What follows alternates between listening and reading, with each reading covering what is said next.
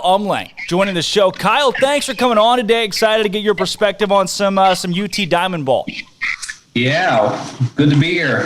How are you? I mean, I tell you what, it's like we've been saying on the show all week. You know, you feel like sports are going to slow down when it gets the early part of June, and they just don't. I mean, everything is still breaking and keeping us busy. But for those that I'm sure you've seen, Kyle Umlang, a now renowned author, your Aggie Facts Week. Walk me through, Kyle, a little bit before we get into baseball, your history with Texas athletics and the Twitter presence that you've built.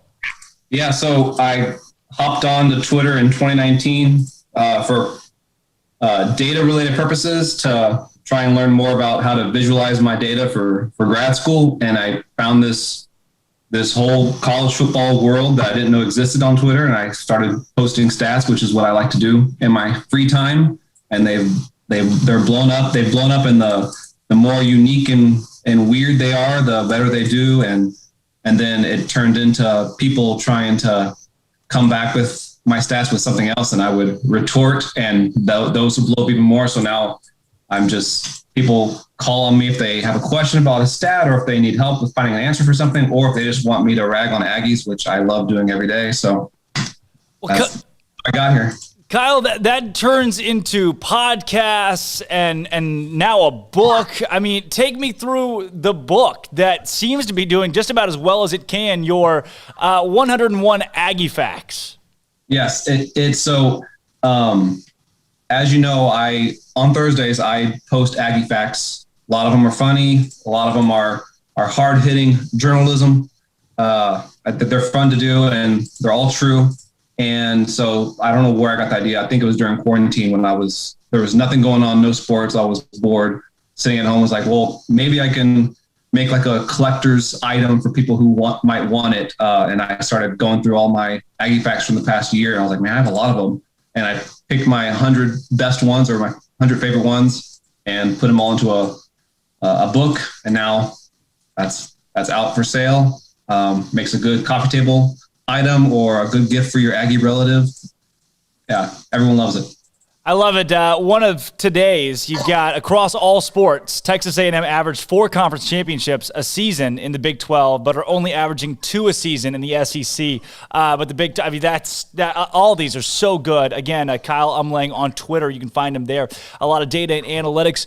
Kyle, like I said, we've talked to the voice of TCU baseball. We got Jeff Haxon, the voice of Texas Tech, joining us later in the show. And we got a big weekend of baseball coming up in Austin, too, for the Texas Longhorns. I mean, the number 2 overall seed in the country this season. Was that expected of this team coming into the year? They started 0-3 against their starting little tournament they had with the SEC. And I dug around. I was like, well, I'm not too worried about it, because those aren't conference teams. It's not going to help them win a championship. They're not going to play anymore, really. So I looked, and the last time they started the season 0-3, they won the Big 12 championship. And so I posted that. And then last week when they won it, when Kansas State beat TCU, I retweeted my tweet from back then. I was like, see, told y'all. And so I haven't been worried, because they blew through the Big 12 schedule with no issues. I mean, Tech was their only team they didn't win the series against. So it's been a while since they've dominated like that in conference. So I wasn't worried. I knew they'd be. I knew they would get a good region. I was hoping top 4 seed, and they got number 2. So I'm not mad about it. I'm very, very impressed with all the hard work they did this season to get to that spot. I think they're in a good position to make Super Regionals and World Series. Kyle, since that 0-3 start, Texas has 42 wins and just 12 losses. That's 42-15 overall this season, with the 22nd best strength of schedule. This team, and as good as they have been, I kind of touched on it there a bit. I mean, really coming into the year, did Texas fans think that this was a team that had Omaha aspirations or even national championship aspirations? I didn't know about national championship aspirations. I thought they were a great team last year. I was upset that the whole season got derailed. The same thing with the softball team. I thought both were in great positions last year to do well. and I knew it was still pretty strong this year. So I thought there's no way they're not going to at least make the tournament. And then halfway through the season, when they were blowing through their schedule, I was like, yeah, this team is a really good shot of going to Omaha, and I still think they will do well this weekend.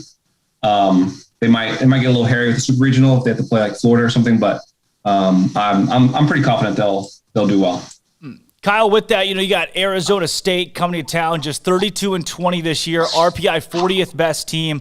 Fairfield, the second best RPI team because of their record at 37-3, but 164th strength of schedule, no top 20 or no top 50 games, and then Southern, who they are 8 games under 500.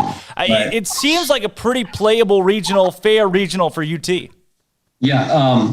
Yeah, I was just looking at these stats earlier, and yeah, you're right. Southern has no wins against top 50. Same thing with Fairfield. Texas has 12.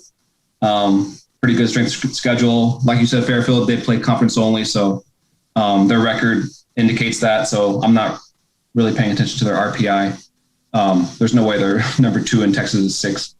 But yeah, so I think Arizona State might be their only real competition, but I think pitching will come through, and our batting, I think we'll be fine in the regional.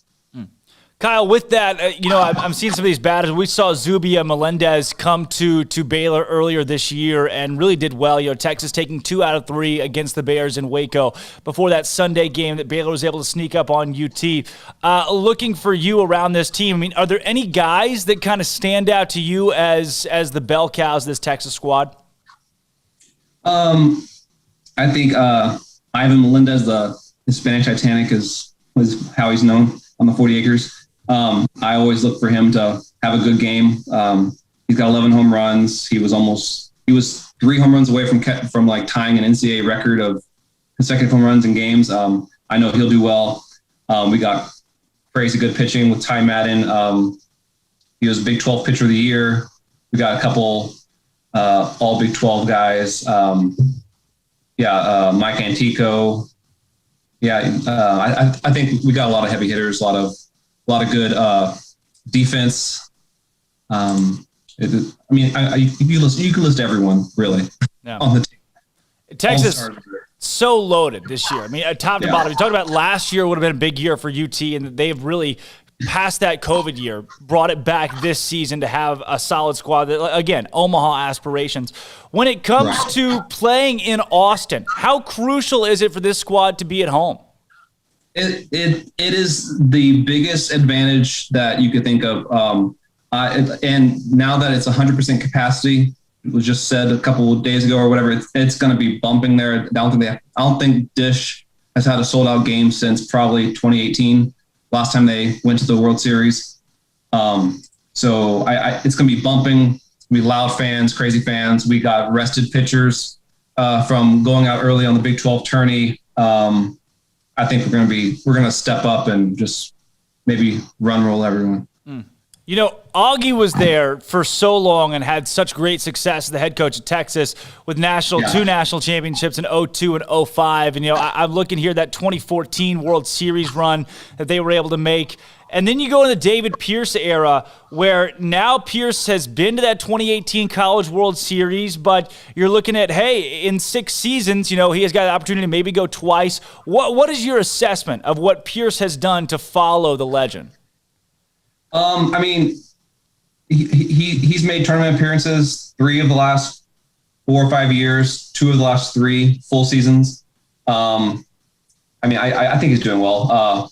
I'm saying that because this is a good year. So as long as it keeps going up, I'm happy with him. He got big shoes to fill, replacing a legend. So, I think he's doing well. I'm happy with everything he's doing. Yeah. Well, Kyle, for you in this weekend, do you have any plans to get down and to the ballpark and see Texas play in this regional? I will not be watching in person, but I will 100% be watching on the interweb. And then if Omaha comes into play, you've got to get tickets to go, right? We'll see. Well, I'm sure they're very expensive. We'll see. It's especially coming off of a COVID year, I'm sure. Kyle, for you too, we talked about the book and everything you've done to build the following on Twitter and get to the point that you've made it. What's next for you? I mean, we talk about trajectory in covering Texas from an analytics standpoint. Really, what's the big overall goal? Big overall goal is somehow work my way into the UT system. I don't know if that's some sort of position in some athletic form somewhere, maybe Longhorn Network, who knows? The world is open to anything. I'm just going to keep doing what I'm doing until I get somewhere good, hopefully related to UT. But, there you go. Yeah. Well, I got one last question for you here. Our Sure. Bear Games question of the day, Kyle. This one centers around any sport. We give it to all of our guests and callers, and the question of the day is, for your team, if you can go back and erase one loss or allow that team to replay a game, which loss in any sport would it be? 2008, Texas Tech, that one was a dagger. It's just one play that needs to be redone, not even the whole game, just one play. And it's a guaranteed national championship appearance against Florida. I think we would have dominated Florida because we beat Ohio State, no issue. So that's a missed championship. I think would have snowballed into the next season with the whole butterfly effect. Colt wouldn't have gotten hurt if he was already national championship. So that's 2 missed national championships, all due back to that one game. So there's your answer. Boom. Football. 08, we're taking it back. Crabtree falls down before he makes it to the end zone, and Texas Tech loses to Texas. Hey, trips up, falls out of bounds. Something boom, like that. there it is, and Texas takes it home to the national championship. Kyle, I want to thank you for coming on today, giving us some perspective on Texas and their series this weekend of the regional. It'll be a good one, and we're all reluctantly rooting for the other Big 12 teams still left. Yeah. We'll see on Twitter how much you're rooting for us. We'll see. Bingo. There you go. Hey, Kyle, thanks again for coming on. Okay. Thanks, man, for having me. Have a good one. You too. Again, Kyle Umlang joining the show today talking Texas baseball. I do want to touch before we get